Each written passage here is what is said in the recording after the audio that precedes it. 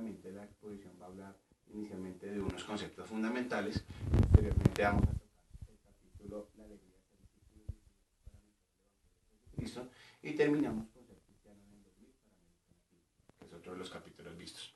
Entonces vamos a hablar inicialmente qué es la ética cristiana.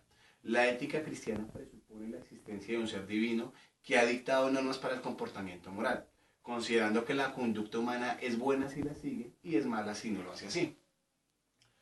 Hablamos finalmente de características fundamentales. Entonces, dentro de ellas tenemos la concepción cristiana de Dios. Básicamente la ética cristiana descansa sobre la revelación bíblica de que existe un Dios y pues obviamente todo se debe a la inmensidad de Él. Posteriormente se habla de la concepción cristiana del mundo. Entonces, al hablar de una idea cristiana del mundo, implica que el cristianismo tiene su propio punto de vista. Entonces, básicamente allí lo que mencionan es precisamente que el cristiano tiene una concepción del mundo muy diferente a las de otras religiones. Y finalmente, la concepción cristiana del hombre. En cuanto a la naturaleza del hombre, la Biblia la relaciona estrechamente con la doctrina de Dios. Otro tema importante, otro concepto importante es la moralidad cristiana. Entonces, básicamente podemos decir que es una moral que fluye de la naturaleza del creador a través de la naturaleza de las cosas creadas, no un invento de la mente humana. Como cristianos que reconocen la verdad de la ley de Dios, debemos dedicar nuestras vidas a obedecerla. Entonces aquí iniciamos hablando de la alegría de ser discípulos misioneros para anunciar el Evangelio de Jesucristo. Este capítulo básicamente habla en un primer momento sobre el camino. Básicamente, como la Biblia lo hizo, Jesús es el camino, la verdad y la vida. Entonces, como somos seguidores de Jesucristo, debemos ser misioneros de su palabra. En este capítulo nos habla de una serie de buenas nuevas.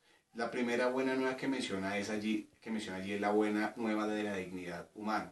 En este capítulo, o más bien en este numeral, lo que nos dice el texto es que nosotros somos precisamente imagen y semejanza a Dios.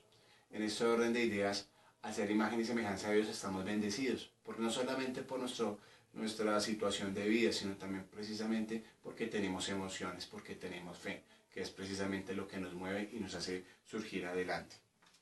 Nos habla de la buena nueva de la vida, básicamente que debemos verla como lo que es un gran regalo que Dios nos dio a nosotros, ¿sí? Y como tal, para seguir su mandato debemos utilizarla para servir a los demás. Es decir, precisamente utilizar el servicio ante la desesperanza que existe en el mundo. Habla de la buena nueva de la familia. Básicamente la familia es el eje fundamental de una sociedad. Como lo menciona el texto, es muy importante la creación de la familia y de allí nace precisamente el comportamiento de las diferentes personas. Hablamos de la buena vida, la buena nueva de la actividad humana. Dentro de esta buena nueva existen dos subtemas que se hablan allí. Uno es el trabajo, que el trabajo es una bendición y como bendición debemos utilizar nuestros ingresos para nuestro beneficio y pues para el de los demás también sirviéndolos. Y la ciencia y la tecnología, en donde básicamente se dice que la verdad, el bien y la belleza siempre deben estar juntos, porque cuando se separan pues existen situaciones que no son buenas en el sentido de la ciencia y la tecnología. Hablan de la buena nueva del destino universal de los bienes y la ecología, tema fundamental en el mundo moderno, precisamente la ecología y el medio ambiente, en donde básicamente debemos ser respetuosos con la naturaleza y no excedernos contaminando el mundo.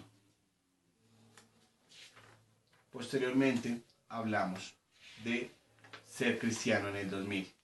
Entonces, básicamente en este capítulo, ser cristianos en el 2000, ¿qué significa ser cristiano en el 2000? Precisamente nos menciona una serie de pautas importantes que debemos tener en cuenta en el momento de decir si somos cristianos, porque pues si bien tenemos que hacer la misión, debemos tener claros en un primer momento qué es ser cristiano, ¿sí? Entonces, para aclarar qué es ser cristiano, primero debemos decir qué no es ser cristiano. Entonces, tenemos básicamente 7 numerales que se menciona precisamente que uno como cristiano no debe decir. Entonces, ser cristiano, o sea, uno no debe decir, soy cristiano porque fui bautizado y participo en fiestas.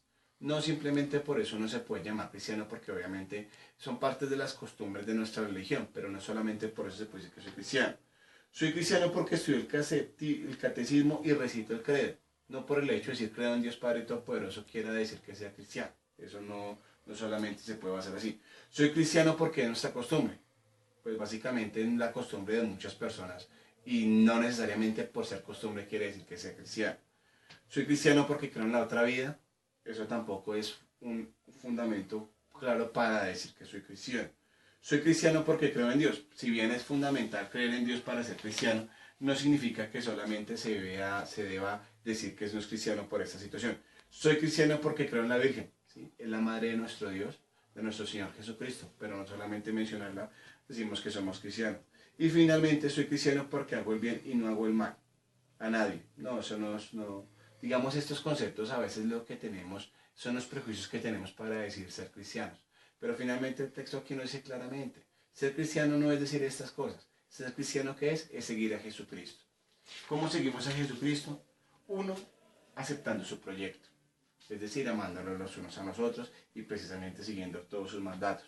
Continuar su estilo evangélico, es decir, llevar la palabra y llevar lo que es Jesucristo y el amor de Dios a todos los rincones del mundo.